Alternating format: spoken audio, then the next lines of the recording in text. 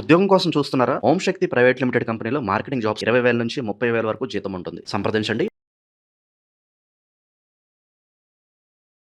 ప్రస్తుతం మనతో పాటు ప్రముఖ ఆధ్యాత్మికవేత్త వేదిక్ ఆస్ట్రాలజర్ అవినాష్ దాస్ గారు మనతో ఉన్నారు. గురువు గారితో మాట్లాడేద్దాం. నమస్కారం గురుగారు. నమస్కారం అండి. ఓం నమ శివాయ, ఓం నమో వెంకటేశాయ. గురుగారు, ఆగస్ట్ నెల విశేషంగా ముందుగా మేషరాశి పరిస్థితి చూద్దాం. వీళ్ళు మరి ఎలాంటి పరిణామాలు ఎదుర్కోబోతున్నారు? ఓవరాల్గా ఈ మంత్ వీళ్ళకి ఎలా ఉండబోతుంది గురుగారు? మేషరాశి జూలై మాసం తర్వాత వచ్చే మాసం ఆగస్టు మాసం. ఆగస్టు మాసంలో రాఖీ పండుగ కూడా ఉంది కాబట్టి వీళ్ళకి ఆగస్టు మాసం ఎలా ఉంది చూడబోతున్నాం. మేషరాశి వాళ్ళకి గురువు ఉచ్చస్థితిలో 4వ ఇంట్లో ఉన్నారు. ఇది శుభవార్త. ఎందుకంటే ఇంట్లో మన పరిసరాలు, చుట్టుపక్కల ఇల్లు చాలా సంతోషంగా, హ్యాపీగా, కూల్గా ఉంటాయి. మనము రిలాక్స్ అవుదాం. గురువు కర్కాటకంలోకి వచ్చేసరికి ఈ మేషరాశి వాళ్ళు ఏంటంటే రిలాక్స్ అయిపోతారు. I want to be in my home. నేను మా ఇంట్లో ఉంటా, ఇంట్లో నుంచే పని చేసుకుంటా, ఆఫీస్లో కూడా నాకు వర్క్ ఫ్రమ్ హోమ్ ఇవ్వండి. They want to relax. యాక్చువల్గా ఇప్పుడున్న మూడ్ ఏంటంటే ఎవ్వడికి అసలు పని చేయాలని లేదు, ఫ్రాంక్గా చెప్పాలంటే. ఎందుకంటే ప్రతి ఈ జీవికి భూమి మీద ఒక ఎనర్జీ అనేది సైలెంట్గా వాళ్ళ లోపల ఉంటుంది. ఆ ఎనర్జీ ప్రవహిస్తూ ఉంటుంది మన చుట్టుపక్కల. ఆ ఎనర్జీ, ఇప్పుడున్న ఎనర్జీ ఏంటంటే ఎప్పుడు లేనిది, నాకు పని చేయాలని లేదబ్బా అంటే వాడు ఆఫీస్కి కూడా వస్తాడు కానీ పని చేయాలని ఉండదు. పని ఉంటుంది కానీ దాన్ని సీరియస్గా చేయాలని ఉండదు, చాలా కూల్గా చేయాలని ఉంటుంది. అంటే టేకింగ్ ఏ బ్యాక్ సీట్. ఇలా బ్యాక్ సీట్ అంటే ఏంటి? ఇలా ఆనుకొని కూర్చోడం, ఇలా స్ట్రైట్గా నడుము స్ట్రైట్ కూర్చోబెట్టుకొని, ఇది నా పని, ఈ టైం కల్లా ఇది పూర్తి చేయాలి, ఈ టైం కల్లా ఇది పూర్తి చేయాలి, ఇలా చేద్దాం అలా చేద్దాం. మామూలుగా ఇలా మనం పని చేస్తూ ఉంటాం. కానీ ఇప్పుడు పరిస్థితి ఏంటి? కొంచెం ఆలోచించి నేను చేస్తున్న పని కరెక్టా కాదా, ఈ పని నేను చేయొచ్చా, ఈ పని ఇక్కడే చేయాలా, లేకపోతే వేరే చోటకి వెళ్ళిపోవాలా, సరే పని చేస్తున్నా ఓకే, ఈ పని చేసే విధానం మారిపోవాలి. వాడు చేసే పని, ఇప్పుడు దాకా చేసే పనినే మొత్తం ఫస్ట్ స్లో డౌన్ అయిపోతుంది. అది తర్వాత కొత్త కొత్త పనులు వస్తాయి వాడికి, అది కూడా మళ్ళీ మొదలవ్వదు. అంటే అయోమయంలో ఇక్కడక్కడ ఈ పని ఆగిపోయింది, ఈ పని మొదలవ్వడం లేదు, మధ్యలో వీడికి ఏంటంటే అసలు ఏమి చేయాలని లేదు. ఇది ఒక మేషరాశికి కాదు, మొత్తం 12 రాశుల పరిస్థితి ఇదే. ఏదో ఒక రంగంలో వీడికి బ్రేక్ పడ్డది, ఇంకా అర్థం కావట్లేదు, ముందుకు వెళ్ళాలని లేదు, బేసిక్గా ఎవరికి పని చేయాలని లేదు. ఇప్పుడు కన్ఫ్యూజన్. ఇప్పుడు ఏంది ఆలోచిస్తున్నాడు జనాలు, ఏం చేయాలి నేను, ఇప్పుడు చేసేది ఎలా చేయాలి, ముందు నేను ఏం చేయాలి అని. దీని అన్నిటి కారణం శని రేవతి నక్షత్రంలో ఉండడం వలన. రేవతి అంటే మోక్షం. అంటే ఏంది, ఏం చేయాలి? మోక్షం అంటే ఇది అన్ని వదిలేయడం కదా. ఇప్పుడు అలానే అనిపిస్తుంది, అబ్బా ఏమొద్దబ్బా, రిలాక్స్, చిల్, ఇది అవుదామని ఉంది. సో వీళ్ళకి, మేషరాశి వాళ్ళకి అది 4వ ఇంట్లో పడడం వల్ల వీడికి ఇంట్లో కూర్చోవాలని ఉంది. కొంతమంది మాల్కి వెళ్ళాలని ఉంటుంది, కొంతమంది ఆఫీస్కి వెళ్ళి రిలాక్స్ అవ్వాలని ఉంటుంది. వీడికి ఏంటంటే ఇంట్లో కూర్చోవాలని ఉంది. ఇంట్లో కూర్చొని ఆలోచిస్తున్నాడు వీడు, మేషరాశి వాడు. తర్వాత శుక్రుడు 5వ ఇంట్లో ఉండడం వలన విలాసాలు, భోగాలు. అక్కడికి వెళ్ళాలి, మాల్కి వెళ్ళి నేను ఫ్రాంకీ తినాలి, మాల్లో నేను చాకో నట్ ఐస్ క్రీమ్ తినాలి,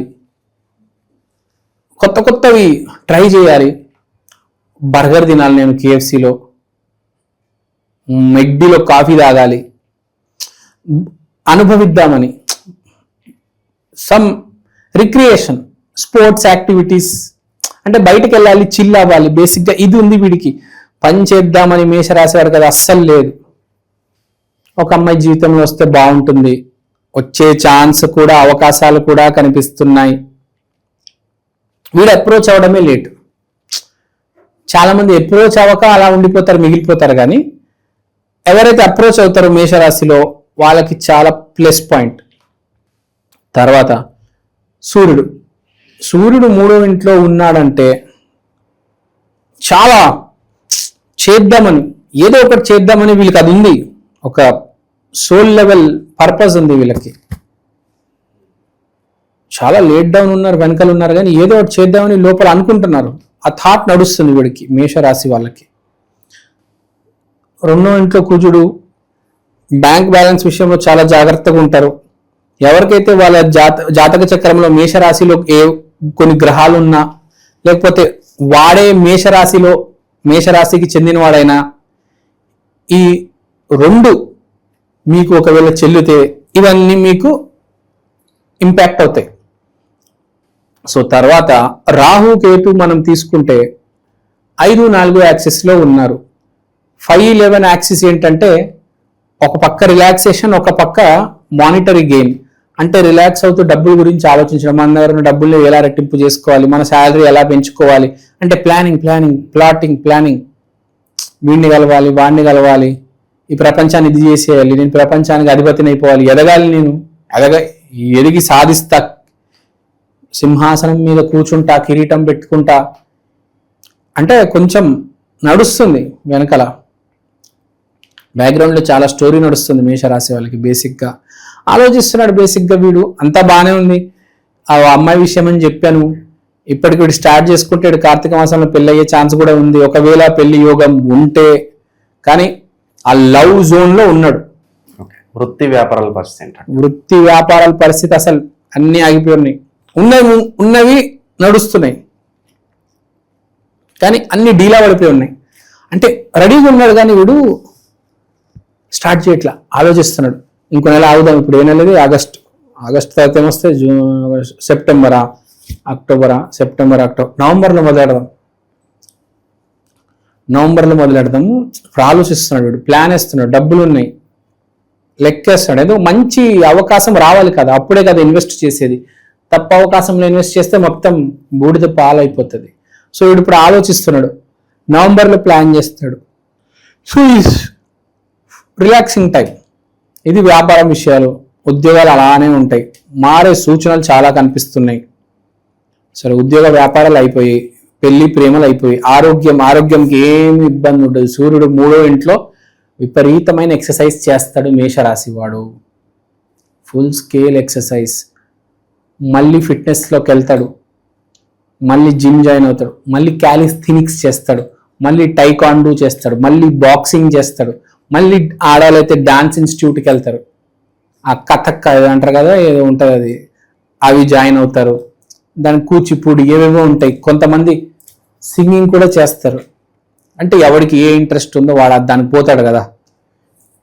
ఇప్పుడు ఒకసారి సింగింగ్లో ఇంట్రెస్ట్ వచ్చిందంటే ఇక జీవితాంతం ఆ సింగింగ్ చేసుకోవాలి, యూట్యూబ్లో వీడియోస్ చేసుకోవాలి, అంతే కదా.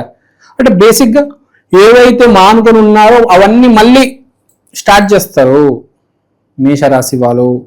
సో ఓవరాల్గా చూస్తే బాగుంది. చిన్న రెమెడీ కూడా చెప్దాం. రెమెడీ ఏంటంటే, గురువు కర్కాటకంలో ఉచ్చ స్థాయిలో ఉన్నారు నవంబర్ 2వ తారీఖు వరకు అనుకుంటా. కాబట్టి ఈ సమయంలో శ్రీ గురు దత్త, జయ గురు దత్త ఎవ్రీ థర్స్డే వెళ్ళి చేస్తే మళ్ళీ 12 ఇయర్స్ దాకా గురువు ఉచ్చ స్థితిలోకి రాడు. ఈసారి వచ్చాడు, ఇప్పుడు మళ్ళీ రాడు. సో మళ్ళీ 12 ఇయర్స్ తర్వాతనే. సో ఇంత పవర్ఫుల్గా మళ్ళీ ఒకసారి వస్తారు, అలా వచ్చి వెళ్ళిపోతారు. కానీ ఇప్పుడు ఉన్న ఇంపాక్ట్ మళ్ళీ ఉండదు. ఫస్ట్ టైం ఉన్న ఇంపాక్ట్ వేరు, మళ్ళీ 12 ఇయర్స్ తర్వాత. కాబట్టి ఇప్పుడు శ్రీ గురుదత్త, జయ గురుదత్త, గురువులకు నమస్కారం, ఆశీర్వాదం తీసుకోవడము, ఏదైనా చేయగలిగితే ఇప్పుడు ఎవరికైనా మన గురువులకి రుణపడి ఉండడం, వంగి దండాలు పెట్టడం. ఇప్పుడే నవంబర్ 2 దాటిందంటే మళ్ళీ ఫలితం ఉండదు. ఇప్పుడున్న ఫలితం మళ్ళీ 12 సంవత్సరాలు దాకా ఉండదు.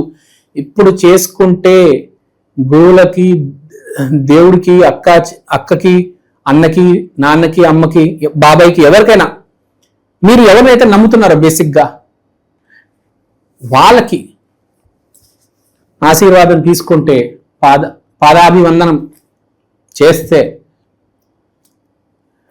అద్భుతం. దీని మించిన రెమెడీ లేదు. ఈ రెమెడీ ఇప్పుడే నవంబర్ 2 వరకు, మళ్ళీ తర్వాత పనిచేయదు. చాలా తక్కువ ఎఫెక్ట్ ఉంటుంది. ఇప్పుడుకున్నంత ఎఫెక్ట్ మళ్ళీ ఎప్పుడు రాదు. అన్నిటికన్నా పవర్ఫుల్ రెమెడీ ఏంటంటే, go and touch the feet of Shri Gurudatta, జై గురుదత్త టెంపుల్స్ ఉన్నాయి హైదరాబాద్లో. చాలా పెద్ద పెద్ద టెంపుల్స్ ఉన్నాయి. You can go and try. చాలా బాగుందండి మేషరాశి. నమస్కారం. నమస్కారం.